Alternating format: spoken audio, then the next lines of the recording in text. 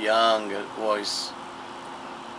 You know, he's always been involved. You know, his heartbeat opens Chaos AD, Sepultura Chaos AD. It's his heartbeat that I recorded before he was born. You know, and through the years, you know, always, you know, took them on tour, and they was always around us. And I always thought it'd be really cool one day if we could play together. You know, it was just a dream. You know, as a dad, and they end up start playing. They got really good, man. You know, the last 3 years it got amazing.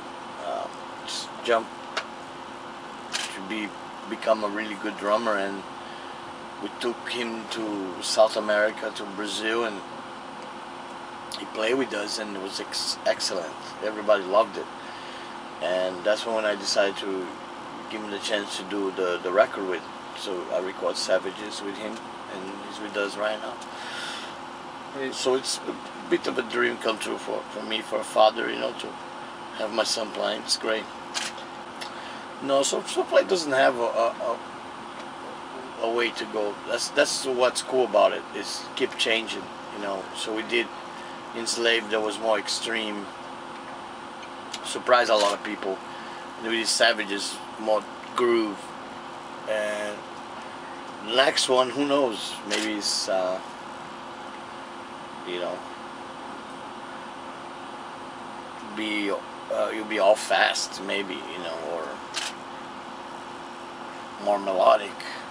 I can go either way, you know. That's what's cool about SOULFLY. It's very open and let me like really do. But I just kind of let the music take its course.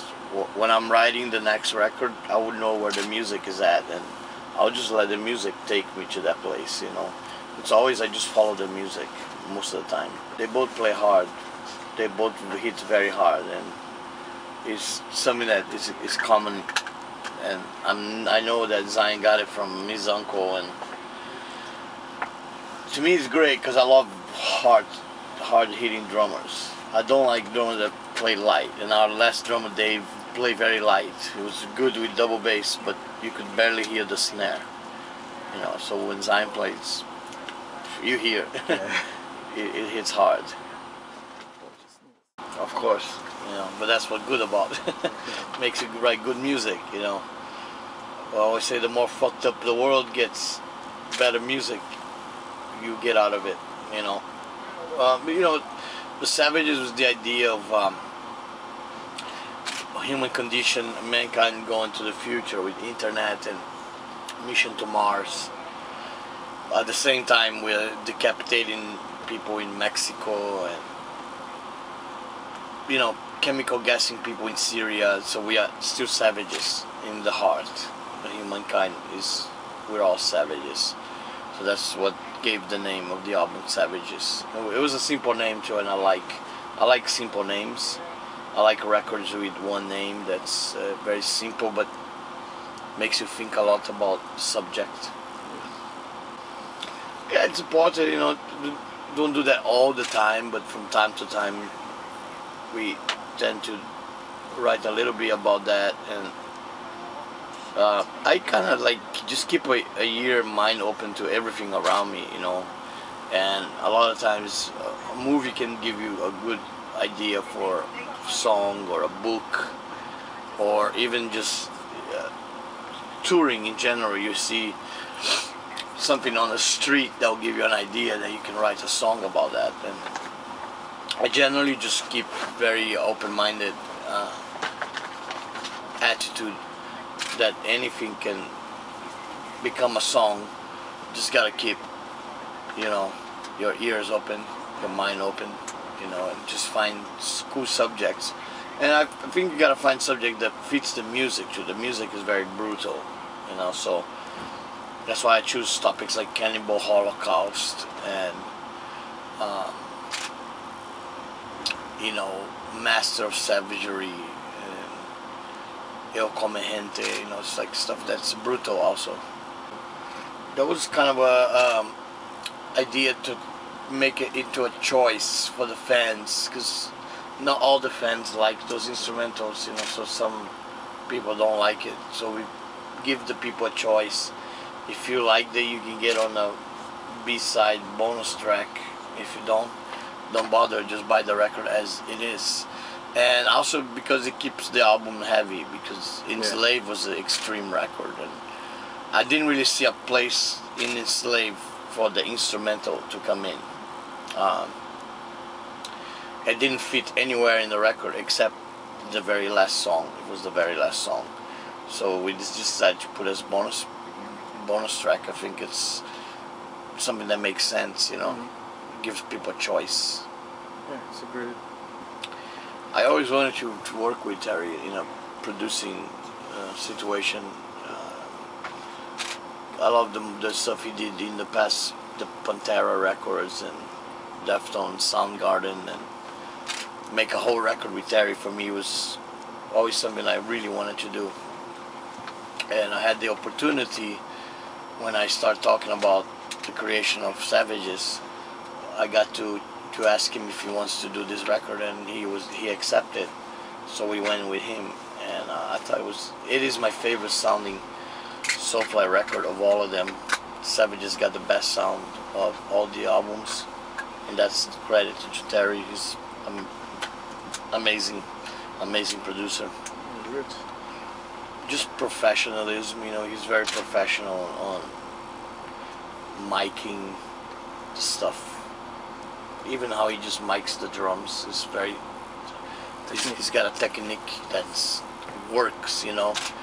He knows exactly where the microphone is gotta go in the drums and where does it gotta go in the guitar. And I work with very close to Terry in the vocals. I record the vocals next to him in the control room. I never done that before. All the time I record in a vocal booth, you know, away from the producer. And he suggested that we do it together in the control room next to him, and I did it, and it was amazing. It was really, really fun. Mostly the riff, you know, I write riffs at home. It's one of my hobbies. So I just sit at home with the guitar and a drum machine, my 4-track recorder, and I write and record riffs for hours until I find a riff that I really like, and then it's like I put this riff aside and say, okay, this is gonna go on a record someday, you know. And but it's one of my favorite things to do, is sit at home and write riffs. I can spend hours just doing that, just by myself, without even having to do it, you know. Just to do it, it's just fun.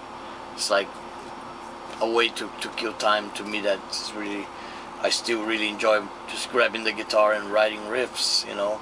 It's fun to do it. Mostly first is the riff, and then I program the drum machine to match the riff. But then I laid out the entire drums,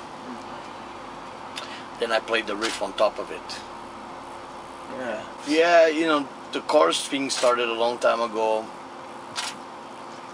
with early stuff like Beneath the Remains. I think you can go back to Beneath the Remains and have a chorus that people sing, and then Arise, you know, and Primitive Future, and then of course Refuse and Resist, and then Roots. It just got better and better through the years, you know, and I always loved that because it creates a connection with the crowd that is even bigger than the song itself. Can be killer with a great riff and a great verse, when you have a catchy chorus that everybody sings, like Roots or Eye for an Eye. Yeah. Then it's magic, you know, and it's very hard. It's not easy.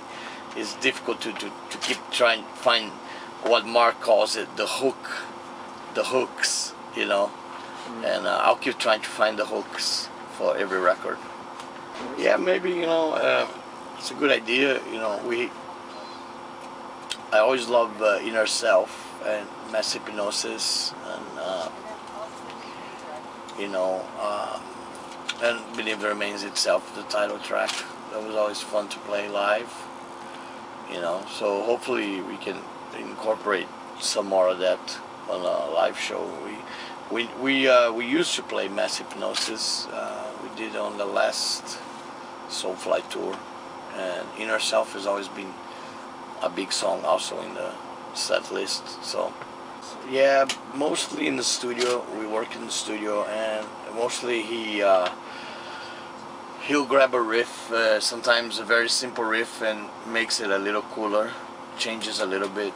That's the case of the Rise of the Fallen riff. It was a very simple riff, and Mark listened to it, and he added a couple extra things on it to make it a little bit more exciting. So sometimes he just grabs a very simple riff and just adds a little bit to make it a little bit more special. So we work really good like that, and then I gave him a full freedom to do whatever he wants on the guitar, leads or noises or ambient sounds. That is, I let him go wild in the studio. I have no boundaries, you know. I let him just go off, you know, just surprise me, you know. Tomorrow morning I'll come and I want to hear some crazy shit. So go wild in the guitar, you know. Where's the song? I normally write for the record. I don't really use old stuff that much, and I have thousands of old riffs that never gonna be used, and probably gonna just sit at home and nothing gonna happen to it. Because of that, because once I enter a phase of writing for a new album, I go strictly into the mode of the album, and I write just for that album. So when it's time to do a Cavalera record, I just switch into, I'm writing a Cavalera, so I'm making riffs for the Cavalera record now. And even though they're similar riffs to Soulfly's, because that's my way of riffs, I don't really change much. They will become different when Igor plays, because Igor has a very specific drum style. It's very unique, you know. It's his own signature drum style and drum beat. And once we put that together, then it will become a Cavalera song, and it will be different from the rest. Nothing. A volume button. Yeah, the product has got to look cool, you know. So I'm using a camouflage right now, which I love it. It's very light too. That's one thing that I don't know why they make the guitar with. It's almost like it feels like it's made out of foam. It's so light, you know, and it's great to play light because you can jump, and you know, because it's not heavy at all. And I love my Brazilian guitar flag with the Brazil flag. You know, I played that. I still tonight I'll play that on the D songs, but mostly I'm playing with the Explorer model. Just for a change. I always like Explorers, you know. I always was a big fan, you know. I've always been a big James Hetfield fan, so I always liked Hetfield playing Explorers in the past. And you know, ESP had a line of Explorer guitars that nobody was using, and I decided to make them my own, you know. So I told them to make them camouflage.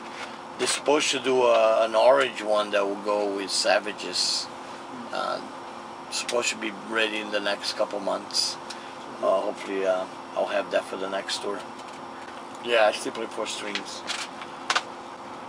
No, I just like the regular 4 strings, and if I wanted to tune low, I just tune to A. That's how the new Cavalera is. A lot of the stuff is in A. Sounds great, sounds heavy, but we have a song in standard E, which is really great, because that's the tuning of like Slayer and Possessed, and you know, Beneath the Remains, you know, which is very standard, and it still sounds heavy. You just gotta, you know, just how you play it that makes it heavy, you know. It's not really the tuning. Yeah, and it sounds great in E, you know. It still sounds good, you know, and it's fun to play in E. I think it's how you play it to make it heavy, you know. I never consider that. I'm not, you know. I use, like on the Cavalera, we tune everything to A. Some of the songs are in A, which is very low, which is the same tuning as Eye for an Eye. It sounds great, you know, but you use thicker strings, so it doesn't so they stay tight, so it still sounds heavy and tight. It doesn't sound all floppy, you know. Yeah, Triple X Mesa Boogie, which is great. I love it. I think it's killer. It's best distortion you can get, and now it comes with a Buddha pedal. I don't know if you know this Buddha pedal, and this thing even adds extra distortion, which is even greater. So, you know, you can't get any better than that. That's bullshit. Yeah. I love effects. I think it's more the better, you know. I think you can use technology. It's great if you know how to use it, and sometimes you can make an effect sound like something totally different by adding two pedals together. You know, you can add a flanger and a wah pedal and create something really cool with that, you know. And we had I did a record with a project Killer BQ, and we had Juan from Torch play guitars, and he came with a suitcase full of pedals, and it must be like, I don't know, 50 pedals on the floor, and it had stuff that even sounded like a theremin, you know, the Led Zeppelin, you know, all those weird noises, and it was great. I think it's so cool that you can create so many different sound ideas from pedals, and I think it's great. I have no problem using pedals in metal. I think it's the more the better.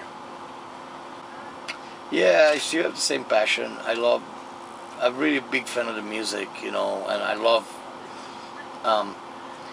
the fact that I achieved my dream, which is to live for music, and now I just go around the world and see my fans and sing for them, you know, which is the best thing in the world. And every night on the stage, to me, is the best feeling in the world. Is to be on the stage and playing for them. I don't get tired of it. I don't get bored, and I still get nervous, and I think that's good, you know. That's a good sign, and hopefully I can do for a lot longer time. You know, I'll try to keep up.